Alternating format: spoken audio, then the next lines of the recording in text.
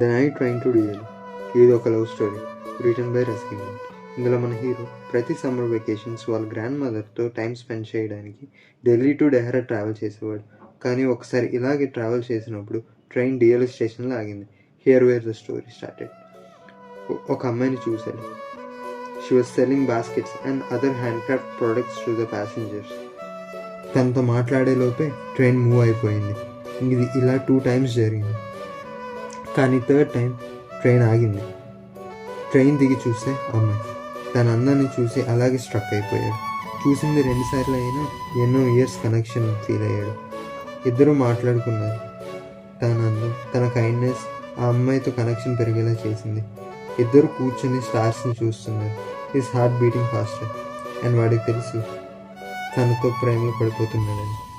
వాడికి ఈ జర్నీ ఇంకా ఆ డే ఎండ్ చేయాలని లేదు.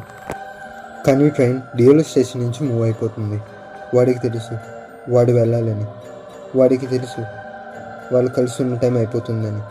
వాళ్ళు మళ్ళీ కలుస్తారో లేదో తెలియదు, కానీ ఒకటి మాత్రం తెలుసు, వాళ్ళు ఈ జర్నీ మాత్రం ఎప్పటికీ మర్చిపోరు.